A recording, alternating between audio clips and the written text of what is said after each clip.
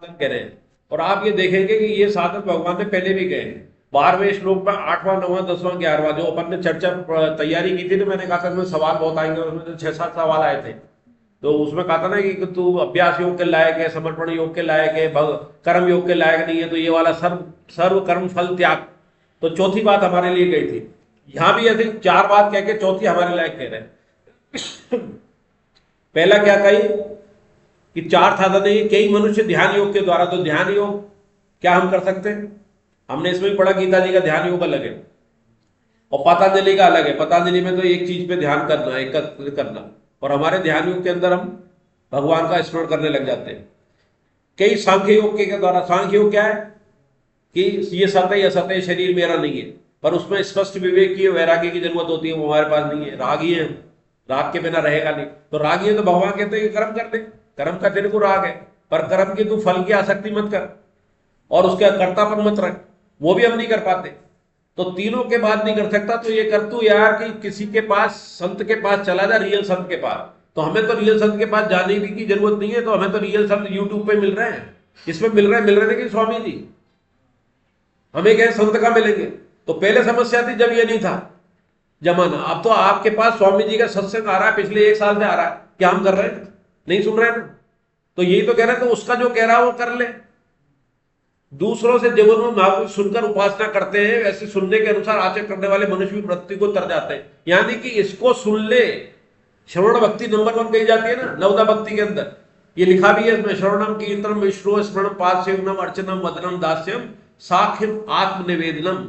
तो श्रवणम से शुरू होती है पहली भक्ति, और कहां पहुंच जाती है? आत्मनिवेदन। आत्मनिवेदन मतलब आत्मा परमात्मा का एक हो जाना, वहां तक पहुंच जाती है। तो श्रवण मतलब संतों की वाणी सुन ले। जो रियल संतों की वाणी सुनकर अगर कर सकता है वो तो कर सकता है। वो कह रहे हैं जो आचरण करना है वो कर ले, जो संत कह रहा है। इसका अर्थ ये हुआ ये भी भगवान की वाणी है। स्वामी जी भक्त है, जयदयाल जी सेठ जी भक्त है, वर्तमान में भी संत है, लेकिन हम वर्तमान वाले पहचान नहीं पाते। जैसे राजेंद्र दास जी है, रियल संत है, प्रेमानंद जी है, रियल संत है, पर क्या सारे इन्हीं के फॉलोअर हैं? इनसे ज्यादा दूसरों के फॉलोअर है जो अपना शिष्य बनाते हैं, भगवान का नाम नहीं रटाते। बहुत से तो जेल भी पहुंच गए। तो हम उसमें फंस नहीं जाए। तो हमारे पास जो ऑथेंटिक है, ऑथेंटिक है क्या? गीता जी, भगवान की वाणी सुन ले, या जो स्वामी जी कहते हैं। स्वामी जी ने तो जाने कितना ग्रंथ पढ़े होंगे, उसका निचोड़ कह रहे हैं। हम तो इसमें से ढूंढना पड़ेगा हमारे लायक क्या है, वो हमारे लायक कह रहे हैं। तो हम उसको श्रवण करके उनका आचरण करने वाले बन जाएं। जैसा वो कर रहे हैं संत रियल, उसको केवल सुनने और उसका आचरण करने लग जाएं, तो हमारी मुक्ति हो जाएगी, मृत्यु से तर जाएंगे। जैसे स्वामी जी ने कह दिया कि 5 आप तो श्लोक पढ़ दे, सेठ जी ने कह दिया पढ़ के गीता जी के 68-69 के हिसाब से तो गीता प्रचार में जोड़ना है, तुम्हारी मुक्ति हो जाएगी। तो उसमें तो भगवान की भी आ गई और संत की भी आ गई। हम नहीं समझ पा रहे थे, पर संत ने कह दिया। बार बार क्लास में संत के भाव से ही कहा जा रहा है, तो अब तो समझ में आ जानी चाहिए कि हम संत की वाणी सुन लें और संत ने और भगवान ने जो कहा कर ले। आज गीता प्रचार जोड़ने से, आज जैसे अपनी क्लास में इतने बैठे हैं, क्लास बढ़ती जा रही है, इस बार और ज्यादा क्लास होगी, संख्या बढ़ेगी। जैसे आज सुबह की समझी मिली और मैं पैर छुड़वाता, इन्होंने पैर छूने की कोशिश की, फिर भी मैंने भाव से इनके पांव छू लिए। लेकिन उन्होंने कहा कि आप गुरु हैं, तो आप भी 10 को बनाएंगे, तो वो आप उनकी गुरु बन गए कि नहीं बन गई? ये एक चेन है। अरे बात सुन, एक बात का जवाब दो, मेरी इस बात का जवाब दो। आप 10 को बनाएंगी और 10 अगर गीता पढ़ेंगी तो आपकी वो गुरु हो गई कि नहीं? आप उनकी गुरु हो गई। भाव किसमें आ ही जाएगा ना, आप में आ गया क्या? नहीं, अरे आप में आ गया ना। अरे उसे दूसरे की करनी नहीं बात, हमें दूसरों की नहीं करनी, हमें तो अपनी करनी है कि हमें 10 को बनाना है। हम ये सोच के बनाए इसमें भाव आ जाए तो वो हमारे पांव छूने लायक होगा। ये भाव रखना ही नहीं है ना। ये भाव हमें तो ये रखना है कि वो जुड़ जाए, फिर भगवान से मालेंगे। आज जितने बैठे हैं ये मालूम थोड़ी था किसका क्या भाव होगा। जोड़ा सबको जबरदस्ती है, 99% जबरदस्ती है, कुछ अपने आप जुड़े। जैसे सतीश जी ने देखा क्लास हो रही है, इनको नहीं आता, इन्होंने देखा क्लास हो रही है, जुड़ गए। अरे वो व्यक्तिगत मत करो, अरे व्यक्तिगत मत करो, आपका काम पूरा हो गया। आप है ना अब 10 दूसरी भक्ता ढूंढ लो। आपने अब उस पर एनर्जी वेस्ट मत करो, कोई बात नहीं, कोई बात नहीं, अरे कोई बात नहीं, इसके पॉइंट आपको ज्यादा मिले। अगर ये अच्छा, इसका उत्तर दो कि आपने संसार के परिवार के कई कामों के लिए दूसरों से कहा, कई जगह अपमानित होना पड़ा ना, कई जगह होना पड़ा ना अपने घर के काम के लिए भी, तो वो अपमान बढ़िया था या ये वाला अपमान बढ़िया है? ये अरे मत होने दो, पर आपने तो करा ना। आप भगवान के लिए अपमानित होगी तो भगवान पॉइंट ज्यादा देंगे कि नहीं देंगे आपको? उसके तो पॉइंट कम हो गए, पर हमें उसके पॉइंटों की चिंता नहीं है। हमने तो अपना प्रयास किया, इस कारण से प्रयास बंद नहीं करना है, बल्कि बल्कि ये आपके साथ तो अच्छा हो रहा है। आप 10 जगह जाके अपमानित हो रही हैं, आपके साथ अच्छा हो रहा है। एक अगर कोई 20 जगह 30 जगह हम जैसे बना लेते तो हमारे अंदर तो घमंड आ जाता, मैंने 50 बनाए। आज हम घमंड तो नीचे हो गया ना, हमारे तो घमंड आ जाएगा कि हमने ज्यादा बनाया। इसलिए प्रयास बंद नहीं करना, आप प्रयास करते रहना। आपके धीरे धीरे आपके अंदर ये जो आ रहा है ना कि ना कर दिया, उसका स्वभाव हो जाएगा।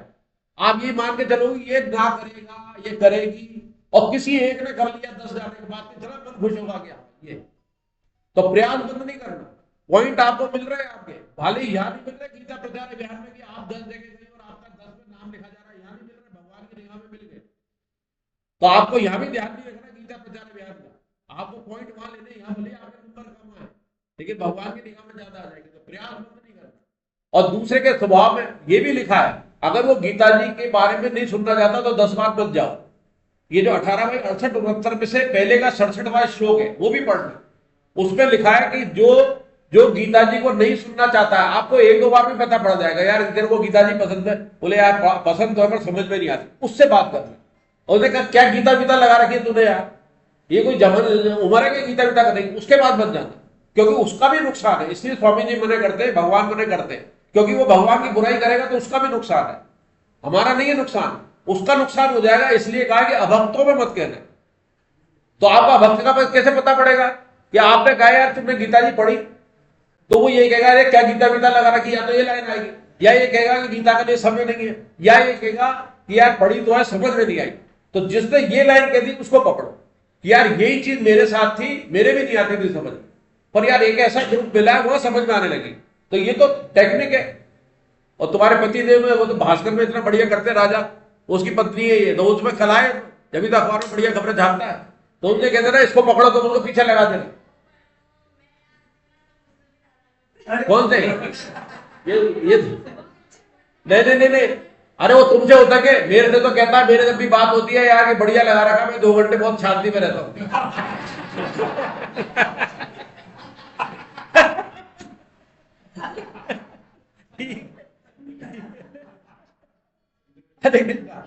तो अब अपना क्या है कि अपने को तो संतों का ये सार बात निकल के आई कि 3 हम नहीं कर पाए, कोशिश तो करें 3 की, क्योंकि धीरे धीरे उससे अभ्यास होगा, कर्म योग का भी अभ्यास होगा, कर्म भी अच्छे सुधरेंगे। वो 3 की मना नहीं है, वो करें, लेकिन सबसे सरल क्या है कि संतों की वाणी सुने और उसको फॉलो करें, आचरण सुधारें, हमारी मुक्ति हो जाएगी। 26, 27, 28 हाँ हाँ, श्रुति परायण। श्रुति परायण का मतलब है उसकी इच्छा, लत परायण को मतलब लत लग जाए, लत, उसके बिना मजा ही नहीं आया जिंदगी में। हाँ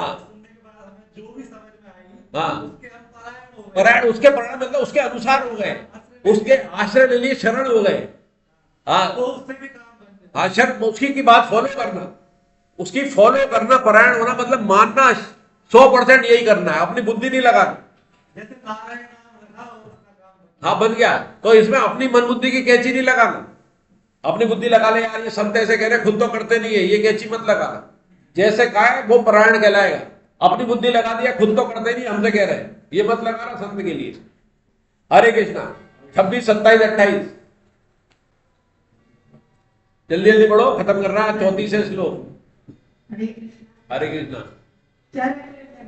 कल्याण श्री कृष्ण का सहयोग ही है, अतः यदि दृष्टि शरीर पर है तो जन्म मरण होगा, और अपने आप को शरीर मानकर दृष्टि परमार्थ तत्व पर है तो मुक्ति है, ऐसे श्री कृष्ण बताते हैं।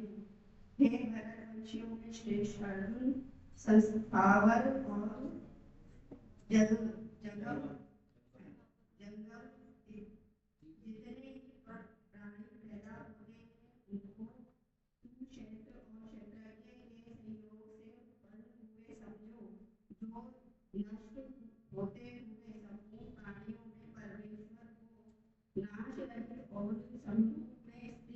देखते हैं वह वास्तव में नहीं देखते हैं, क्योंकि सब जगह समरूप में स्थित ईश्वर को समरूप में देखने वाला मनुष्य अपने आप से अपनी हिंसा नहीं करता, इसलिए यह परम गति को प्राप्त हो जाता है। हरे कृष्ण। हरे कृष्णा। चराचर जगत का कारण क्षेत्र क्षेत्रज्ञ का संयोग ही है। अतः यदि दृष्टि शरीर पर है तो जन्म मरण होगा, और अपने आप को शरीर न मानकर दृष्टि परमात्म तत्व पर है तो मुक्ति है, ऐसा श्री कृष्ण बताते हैं। तो ये अब चर्चा कर चुके हैं, क्योंकि शरीर हमारी जन्म मृत्यु क्यों हो रहा है कि हमने शरीर को अपना मान रखा है, शरीर शरीरी को एक मान लिया है, और शरीर के जितने भी संग हैं उनको अपना मान लिया है, उसके गुण हैं विकार हैं सबको अपना मान लिया है। और जो आत्मा का बंधन जीव से हो जाता है उसके कारण ही हमारा जन्म होता है। तो क्या लिखा है कि हे भरतवंशियों में श्रेष्ठ अर्जुन, स्थावर और जंगम जितने भी प्राणी पैदा होते हैं उनको तुम क्षेत्र और क्षेत्रज्ञ के संयोग से उत्पन्न समझो। कैसे उत्पन्न हुए वो? क्षेत्र क्षेत्र क्षेत्र मतलब आत्मा, और आत्मा कौन हो गई? जीवात्मा। जीवात्मा ने किससे संबंध मान लिया? प्रकृति से। प्रकृति कौन थी? क्षेत्र। और क्षेत्र की कौन थी? आत्मा। इन्होंने संबंध मान लिया, संबंध वाला तो कर्म बंधन हुआ, और कर्म बंधन हुआ तो जन्म हुआ, और जिसने से संबंध नहीं माना उसका जन्म नहीं हुआ। आ गया? तो क्षेत्र क्षेत्र का संयोग, हालांकि इनका संयोग हो नहीं सकता, लेकिन उसको अपना मान लिया। प्रकृतिस्थ आत्मा अपने आप को प्रकृति में मान लेती है, प्रकृति ही मेरी है, जबकि भगवान की है प्रकृति। तो उसके कारण से उसका जन्म होता है। तो स्थावर जंगम जितने भी प्राणी, स्थावर मतलब जो चलने फिरने वाले, जंगम मतलब जो रुके हुए खड़े हुए पेड़ पौधे, ये जंगम है। इसको तुम क्षेत्र क्षेत्र के संयोग से उत्पन्न समझो। जो नष्ट होते हुए संपूर्ण प्राणियों में परमेश्वर को नाश रहित और समरूप में स्थित देखता है, वही वास्तव में सही देखता है। जो शरीर नष्ट हो रहे हैं उसके अंदर परमेश्वर को देखता है नाश रहित, वो नाश नहीं होता, समरूप। समरूप में मतलब सब में एक ही है, विभक्त बात आई थी ना, सब में एक ही आत्मा भगवान की विभक्त रूप है, वो इस रूप में देखता है, वही वास्तव में सही देखता है। यानी कि सबके अंदर भगवान बैठा है, और भगवान बैठा है तो हमारा किसी से द्वेष नहीं होगा, किसी का अपमान नहीं होगा, किसी के लिए हमारा बुरा कर्म नहीं होगा। तो वो क्या देखता है? वही वास्तव में सही देखता है। कौन? अब इस समय आयोगे तुम यार, तो 11 बजे का टाइम है, गेस्ट हो ना, तुम बैठ जाओ, कोई बात नहीं है, समय खराब होगा, बैठ जाओ। अभी अगली बार से 9 बजे आना है। अगली क्लास के लिए ज्वाइन किया ना तुमने? नहीं, इसमें इस क्लास में किया या उस पर किया? नहीं, 10 से 12 ये रविवार को 10 से 12 नहीं, वो गलत टाइम है, उसमें लिखा हुआ 9 से 11 है। खैर कोई बात नहीं, कोई बात नहीं, कोई बात नहीं, समय नष्ट नहीं करो, बैठ जाओ। क्योंकि सब जगह समरूप में स्थित ईश्वर को समरूप से देखने वाला मनुष्य अपने आप से अपनी हिंसा नहीं करता, इसलिए वे परम गति को प्राप्त हो जाता है। तो एक तरफ तो कह दिया भगवान ने उसको, सब में वो मुझे ही देखता है और नाश रहित देखता है, तो वो क्या करता है? सही देख रहा है। लेकिन जो समरूप देखने वाला अपने में हिंसा नहीं करता, हिंसा करने का मतलब है अपनी हत्या नहीं करता। तो क्या हमारी हत्या हो सकती है? क्या हमारी हत्या क्या है? हमारी जो भगवान बात कर रहे हैं हत्या वास्तव में क्या है? हमारा जन्म मरण होना। ये मरना हमारी हत्या नहीं है। हमारी हत्या से मतलब इस जीवन में हमारी हत्या हो जाए ये नहीं है। अगर हमारी जीवन में हत्या का मतलब मृत्यु, अगर मृत्यु हो जाती है तो जरूरी नहीं है कि हमारी हत्या हो गई। अगर उससे पहले हमने गीता जी का सार समझ लिया कि मैं शरीर नहीं हूं, मैं शरीरी हूं, मैं गुणों से ऊपर हूं, तो हमारी मुक्ति हो जाएगी। और जीते जी हत्या तो कहते हैं मृत्यु से पहले मार दिया जाए किसी, तो वो हत्या खुद कर लेता है। कैसे? इस शरीर को अपना मान के, इस शरीर को अपने गुणों को गुण संग कर लेता है, उसके कर्मों को अपना मान के कर लेता है, और हर कर्म को शरीर के द्वारा प्रकृति से जोड़ लेता है, वो अपनी हत्या कर लेता है, यानी कि जन्म मरण में चला जाता है। तो वो हत्या नहीं करता। जो इस रूप में देख लेगा सब रूप में विनाशी है, अविनाशी है, तो वो हत्या नहीं करता। हरे कृष्णा। 29-30 अमित पढ़ दो तुम। फिर पढ़ना तो मैं महेंद्र जी पढ़ लेंगे, इसके बाद अमित पढ़ ले, इसके बाद वाला आप पढ़ लेना 31, 32, 33, 29, 30।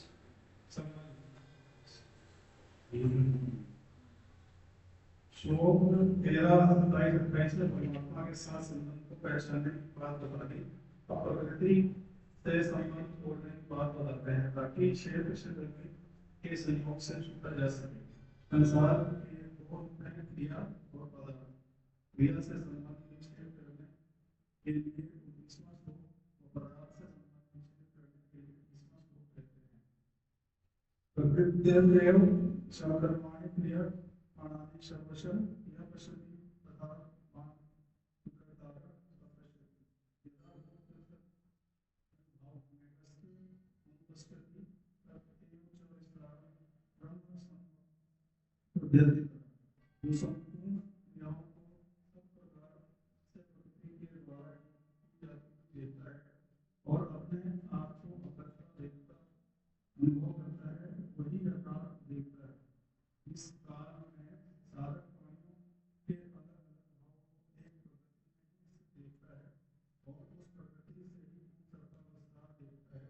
उस काल में वह ब्रह्म को प्राप्त हो जाता है। हरे कृष्ण। तो 27, 28 में भगवान ने क्या बताए थे? अपने से परमात्मा के साथ संबंध को पहचानने की बात बताई थी ना, कहते कि सब में वही अभिव्यक्त बैठा हूं। तो पहले 27, 28 में तो भगवान से जोड़ने की बात बताई थी। अब भगवान से जोड़ेंगे कैसे? प्रकृति से हम अलग हो जाए। अब अगले 2 श्लोकों के बता रहे हैं कि प्रकृति यानी संसार से हम कैसे अलग हो। तो कैसे बता रहे हैं कि परमात्मा के साथ संबंध को पहचानने की बात पहले के श्लोक में कह दी। अब प्रकृति से संबंध तोड़ने की बात कर रहे हैं ताकि क्षेत्र क्षेत्र के संयोग से छूटा जा सके। यही तो मुसीबत है। शरीर और हमारा क्षेत्र क्षेत्र को ये मान लें कि क्षेत्र मतलब शरीर है, क्षेत्र मतलब हम स्वयं आत्मा, इसका संबंध कैसे टूट जाए इसके 2 श्लोकों में दे रहे हैं। संसार के 2 रूप है। संसार में क्या 2 रूप है? एक तो क्रिया हो रही है संसार में, और एक पदार्थ है। संसार के जितने भी पदार्थ हैं, क्रिया से संबंध विच्छेद करने के लिए 29वां श्लोक और पदार्थ से संबंध विच्छेद करने के लिए 30वां श्लोक। अब वो क्या कहते हैं देखें, जो संपूर्ण क्रियाओं को सब प्रकार से प्रकृति के द्वारा ही की जाती है देखता है। ये अपन ने चर्चा कर ली कि संसार में जितनी भी क्रियाएं हो रही है प्रकृति से हो रही है, और अपने आप को अकर्ता देखता है। करता होता है, करने की मना नहीं आ रही है, करता है लेकिन फिर भी अकर्ता रहता है। भगवान भी इतना बड़ा कर्म करने के बाद भी अपने आप को कर्ता कहते हैं कि मैं नहीं कर रहा हूं, प्रकृति ही कर रही है।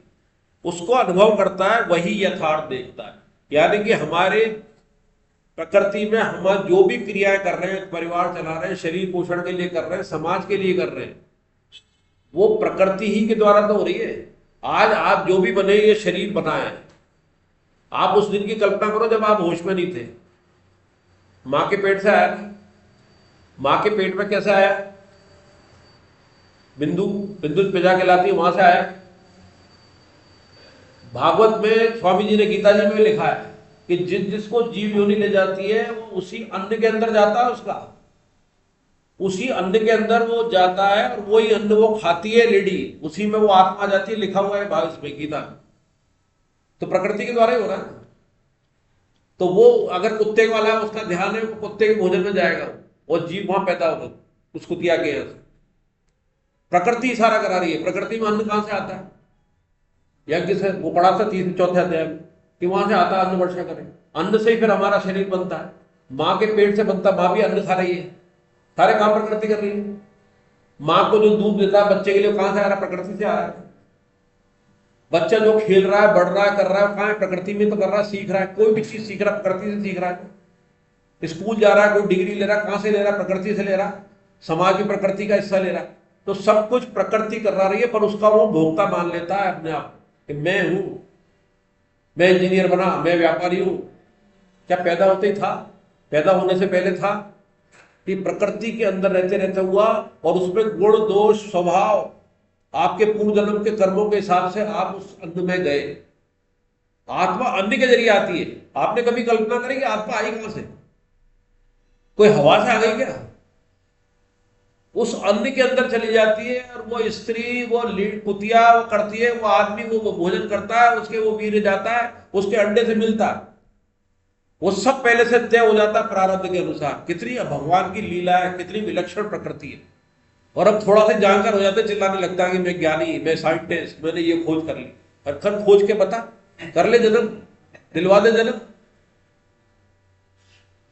तो ये भगवान कहना चाह रहे हैं, तो उसमें अपने आप को अकर्ता देखता है, वही यथार्थ देखता है। तो ये तो हो गया आपकी किससे, क्रिया से संबंध खत्म।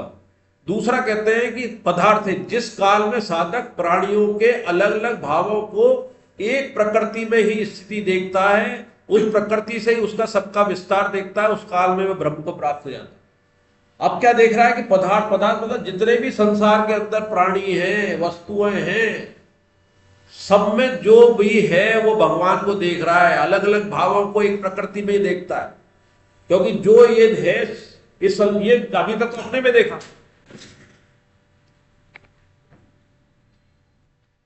क्रिया में देखा,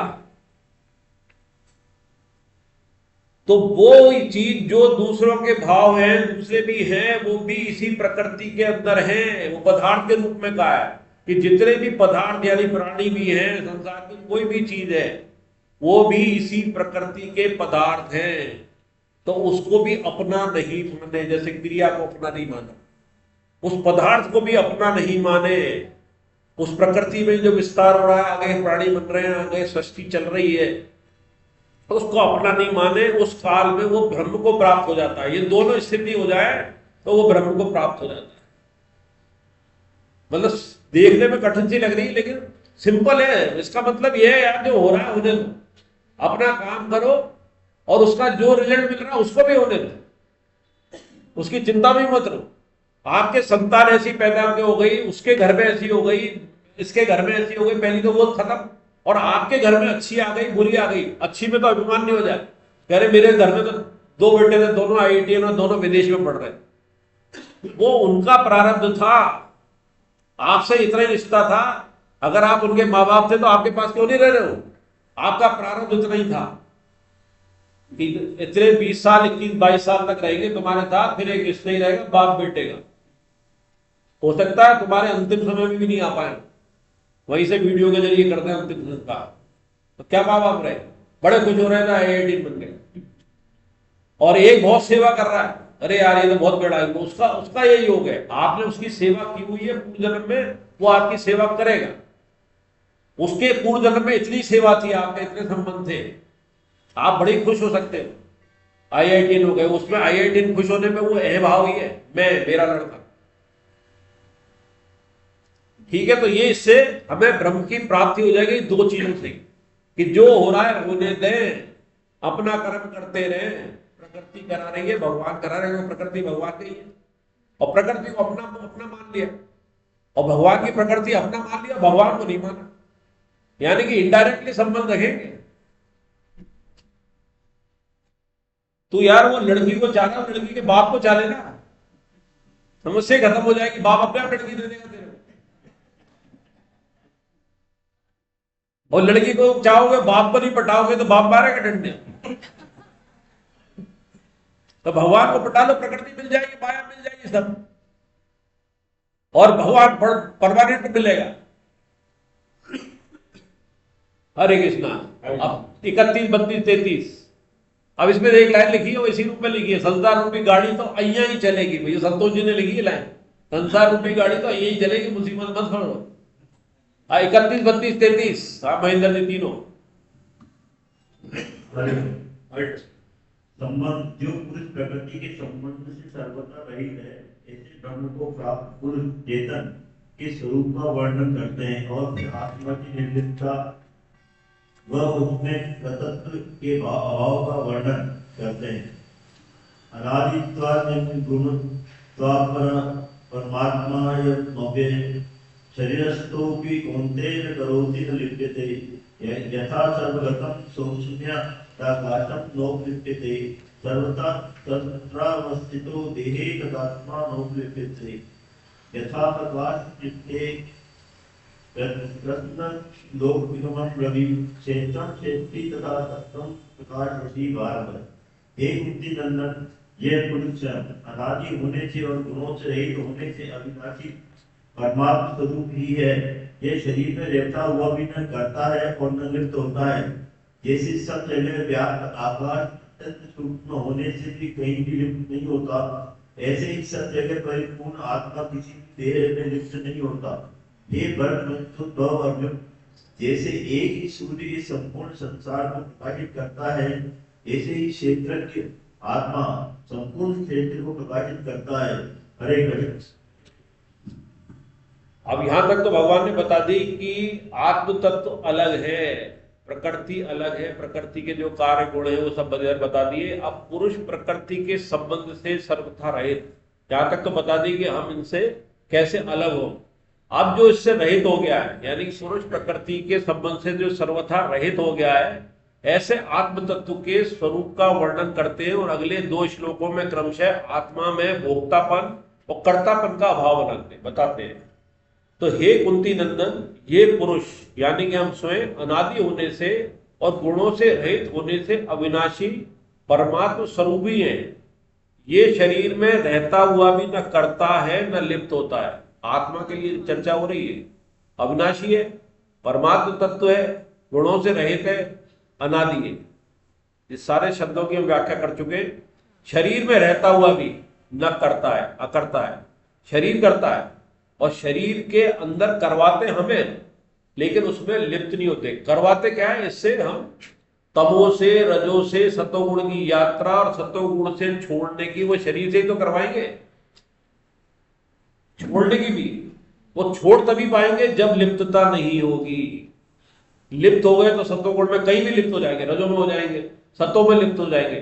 तो निर्लिप्तता भी इसमें बहुत जरूरी है। अविनाशी परमेश्वर शरीर में रहता हुआ भी न करता है न लिप्त होता है। तो निर्लिप्तता होगी तो शरीर से बढ़िया कर्म कराते हुए भी हम उसके भागीदार नहीं बनेंगे। जैसे स्वामी जी कहते हैं कि आपके ये जंजीर है, अब जंजीर आपकी सोने की भी हो सकती है, चांदी की भी हो सकती है और लोहे की भी हो सकती है। तो तमोगुण वाली तो लोहे की है, रजोगुण वाली जो होती है वो क्या है, चांदी की। और सोने की जंजीर से बंधे हो आप, बड़े खुश हो रहे हो कि मैं तो यार लाखों की जंजीर है, करोड़ों की होगी अब तो सोने के भाव से। तो वो करोड़ों की जब पर बंधा तो है, उससे क्या फर्क पड़ रहा है, लोहे के बंधा है, योनियों में तो आएगा। जैसे गधे के लिए वो उदाहरण लेते हैं कि एक गधा जो है वो सोने की डली ले जा रहा है या सोने की ईंटें जा रहा है या सोना उस पर जा रहा है देवर, एक पे जा रहा है कचरा और एक पे जा रहा है कोई खाद या एक पे जा रहा है ईंटें। फर्क क्या पड़ रहा है, बोझ तो उतना ही है। तो आपको सतोगुण तक तो बोझ है, जुड़े हुए हो आप, उसको छोड़ दो। और छोड़ने की कला क्या है कि भगवान के शरण हो। तो अनादि ये शरीर में रहता हुआ करता है, न लिप्त होता है। तो निर्लिप्तता इसमें सबसे ज्यादा जरूरी है। पहले अकर्ता और दूसरी लिप्त नहीं होना, दोनों चीजें एक ही है। भोजन से भी है क्या? वो आगे आएगा, आगे आएगा। ये बहुत अच्छा सवाल है, लेकिन भोजन का आएगा। भोजन 3 तरह के आएंगे। क्यों मुकेश जी 3 तरह के आएंगे? तमो वाले आएंगे, रजो वाले आएंगे। हम ज्यादातर रजो में रहते हैं। तमो हम शाकाहारी हैं तो तमो से तो ऊपर हो गए। मांसाहारी वाला तमो में शराब वराब आ गया, तो जो शराब और तमो वाले तो अपने यहाँ नहीं बैठे। तो रजो वाले रजो से भी सतों में जाना है। और रजो वाले भी कई बार ऐसा होगा कि वो सतों में जा सकते हैं। जैसे कि आपका हलवा बेला, पूड़ी बेली, आपको रजो मानी जाएगी, लेकिन दोबारा इच्छा नहीं करी तो आप सतोगुणी हो गए। बिना कारण के मिल गई, आपने बनवाई नहीं, पर घर में त्योहार था या जहां गए वहां यही भोजन था, तो आपकी इच्छा दोबारा नहीं हुई कि यार खीर और वाला बची है क्या, हलवा और वाला। तो अगर वो इच्छा कर ली तो रजो में आ गए। और उसकी चर्चा भी बाद में की, यार तेरे यार खीर बहुत बढ़िया बनी, तो फिर रजो में चले। क्या स्वाद ले रहे हो आप? तो वो भोजन पे आएगा आपका। भोजन से ये सारे कर्म, बहुत सी चीजें आएंगी उसमें कि उससे डिसाइड हो जाएगा कि आप सतों में चल रहे हो, रजो में चल रहे हो। आपके भोजन से पता पड़ जाएगा आप कि आपके भोजन की प्रणाली से कि आप सतों में जी रहे हो नहीं जी रहे। तभी तो कहता है जैसा भोजन जैसा अन्न वैसा मन। तो क्या चीज, क्या ऊपर से नहीं, बात सुनो, एक बात सुनो, आपके भाव समझ गया मैं। आप उसे तारीफ करो, ये तो लोक में मर्यादा है, लेकिन दोबारा इच्छा मत करना कि ये फिर बुलाया फिर यही खाना खिलाए। हाँ वहां तो कर ना, वो छोड़ ना वही तारीफ, पर मन में लेके मत आना कि यार फिर चर्चा करना कि उसकी शादी में बढ़िया था और इसकी में बढ़िया नहीं है, तुलना भी मत कर देना। हाँ तो फिर चली गई, फिर तो अगर बुराई करती तो तमो में गई उसी बोझल से। हरे कृष्णा। और जैसे सब जगह व्याप्त आकाश अत्यंत सूक्ष्म होने से कहीं भी लिप्त नहीं होता, ऐसे ही सब जगह परिपूर्ण आत्मा किसी भी देह में लिप्त नहीं होता। हे भारतवर्ष अर्जुन, जैसे एक ही सूर्य संपूर्ण संसार को प्रकाशित करता है, वैसे ही क्षेत्र की आत्मा संपूर्ण क्षेत्र को प्रकाशित करता है। तो जैसे आकाश में कोई भी गतिविधि हो रही है, आकाश के अंदर हत्याएं भी हो रही है, आकाश के अंदर उपासनाएं भी हो रही है, आकाश में अच्छे से अच्छे बुरे से बुरे काम हो रहे हैं, आकाश में कीचड़ भी है और आकाश में इत्र भी है, पर वो कहीं लिप्त नहीं होता। वो ये नहीं कहता ये इत्र मेरा है या ये दुर्गंध मेरी है। तो लिप्त नहीं होना आपके अंडर में। तो आत्मा सबको प्रकाशित कर रही है, आपकी इंद्रियों को, आपके शरीर में, उसको अच्छे सतोगुणी में ले जाना है, लेकिन उसमें लिप्त नहीं होना, मानना नहीं है। जैसे सूर्य भी प्रकाशित करता है तो सूर्य में हो रही है, और सूर्य की बात तो एक अच्छी है कि सूर्य में अंधकार है क्या, तो सूर्य भी प्रकाशित होता है किससे, भगवान से, तो उसके भी अंधकार नहीं है। हम भी प्रकाशित कहां से हो रहे हैं, भगवान से। तो क्या हमारे अंधकार हो सकता है क्या? लेकिन हमारी निद्रा होती है, निद्रा हमारी जरूर होती है, पर वो अंधकार नहीं है। लेकिन जो आलस्य वो अंधकार है, प्रमाद है वो अंधकार है। आंख बंद करके पड़े कुछ और सोच रहे हैं, आंख बंद करके अगर भगवान का भजन कर रहे हैं तो अंधकार नहीं। आप लेटे हुए हैं, कोई आलस्य समझ रहा है, लेकिन आपको भजन में मजा आ रहा है इसलिए लेटे हुए हैं। जैसे आया ना एकांत, जिसे पसंद हुआ है ना पहले गुणों में, तो एकांत पसंद का मतलब है उसमें भगवान भजन में चाहते हो कि कोई विघ्न ना आ जाए, कोई आ जाए बुरा लगे, यार मेरी अभी तो माला चल रही थी या मैं भक्तमाल पढ़ रहा था, अभी गीता जी पढ़ रहा था, ये आ गया यार ये छूटेगा। तो ये चीज वो एकांत वाला, ऐसा एकांत। और समाज के हित का कोई काम कराने आ गया कि साहब मैं तो आप 5 साधक लेके आए हो, फिर आप मैं तो गीता जी पढ़ रहा हूँ, और 5 साधक के फॉर्म ले आया, चलो छोड़ दो गीता। हमारा अंधकार ऐसा ही है, आंख बंद करने वाला। हाँ हम कह रहे हैं अंधेरा है, अंधेरा है, अंधेरा है, तो भाई आंख खोल तो पता लगे कि भाई अरे आंख बंद करने में ही खुल जाएगी। अगर भगवान का स्मरण करने के लिए आंख बंद है तो खुली हुई है, और आंख खुली के अंदर तू भगवान दर्शन कर रहा, विचार कहीं हो जा रहे, तो आंख बंद करने के समान तक खराब है। आप भगवान के सामने खड़े हो, और लेकिन ये भैया आ रहा है यार, आधा घंटे मंदिर में हो गया, समय ग्राहक नहीं आ गया, विचार ही आ रहे हैं, फायदा क्या है? तो इसलिए लिप्त नहीं था। जैसे सब जगह व्याप्त आकाश अत्यंत सूक्ष्म होने से कहीं लिप्त नहीं होता, ऐसी सब जगह परिपूर्ण आत्मा वो लिप्त नहीं होती, प्रकाशित सबको कर रही है। इस शरीर को प्रकाशित कर रही है, शरीर के जरिए समाज को प्रकाशित कर रही है, सबको प्रकाशित कर रही है, लेकिन उससे लेना देना नहीं है हमें। सबको प्रकाश देने का अर्थ ये हो गया, सबको हम आगे बढ़ा रहे हैं किसकी तरफ, परमात्मा की तरफ। ये भी जरूरी है कि उसके अंदर अगर परिवार चलाने की क्षमता नहीं है, और आप उसके परिवार चलाने में इसलिए मदद कर रहे हो कि यार ये भी भक्त बनेगा, अगर आप परिवार चलाने में मदद कर रहे हो तो आप उससे कहोगे गीता पढ़ या मंदिर चल, ना कर देगा क्या? तो उसकी सामाजिक पूर्ति, उसकी ये जगत की पूर्ति भी करना आवश्यक है। तो इसलिए हमारे लिए दान की महत्वता बताई गई है। अन्नदान, कन्यादान, वस्त्रदान, वह दवाइयों का दान, मतलब जो उसके परिवार की जरूरत है वो आप पूर्ति करो। और अंतिम और सबसे बढ़िया दान क्या है? अभय दान। और अभय दान क्या है? भगवान से जोड़ देना। जो भगवान को अपना मानने लग जाएगा वो कभी भयभीत नहीं होगा। एक बार मैं एक बहुत बड़े पंडित के साथ जा रहा था और एक बहुत तगड़ा एक्सीडेंट हुआ, मेरे सामने की घटना है। हमें लगता है कि यहाँ पिटाई होगी, और ऐसा था कि मर गया, हालांकि मरा नहीं था। तो मैं तो बचने की साधन ढूंढ रहा था, उस जगह मेरे को जान पहचान वाले थे, उनका साधन ढूंढ रहा था, पर वो इतने श्रेष्ठ पंडित थे, वो खड़े थे। मैंने कहा पंडित जी चलो यार यहाँ तो भागो, वाले नहीं यार क्या हो जाएगा। तब मुझे लगा कि भगवान के ज्यादा नजदीक है, मैं भयभीत हो रहा हूं, मैं भगवान के नजदीक नहीं। उनको अपने भगवान में विश्वास था, और बात ऐसी बनती गई कि जो हमें सीआई पकड़ने की बात आ रहा था, वो कह रहा था यार लौट के आओ तो चाय पी।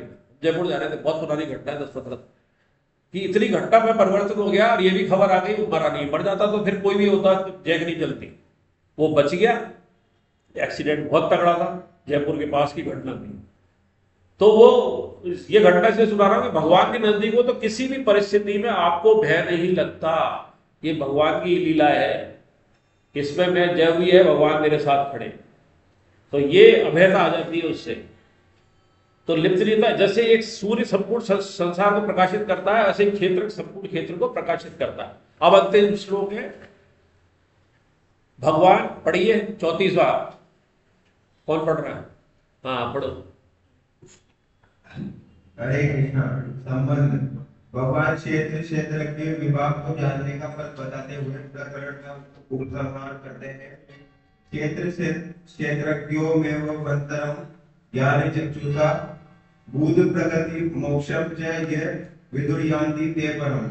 इस प्रकार जो ज्ञान रूपी नेत्रों से क्षेत्र और क्षेत्रज्ञ के विभाग को तथा कार्य कारण सहित प्रकृति से स्वयं को अलग जानते हैं, वे परमात्मा को प्राप्त हो जाते हैं। हरे हरे कृष्णा। जो अपन ने इसमें 34 श्लोकों में पढ़ा है उसी का उपसंहार कर रहे हैं, एक लाइन में कह रहे हैं, यही सब पढ़ चुके हैं। क्या कि इस प्रकार जो ज्ञान रूपी नेत्रों से, ज्ञान रूपी मतलब विवेक से, क्षेत्र क्षेत्र के विभाग को तथा कार्य कारण सहित प्रकृति से स्वयं को अलग जानते हैं।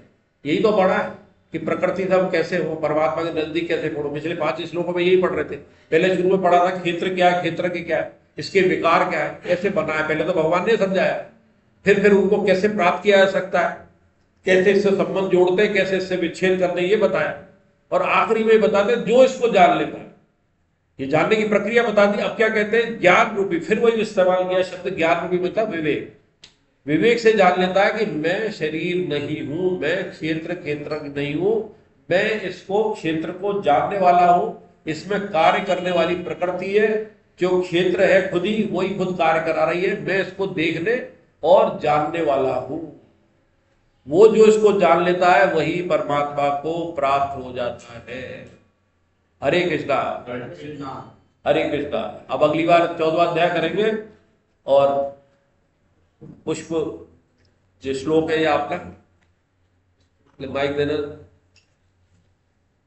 अंतिम श्लोक ओम तत्सदिति श्रीमद्भगवद्गीतासु उपनिषत्सु ब्रह्मविद्यायां योगशास्त्रे श्रीकृष्णार्जुन संवादे ये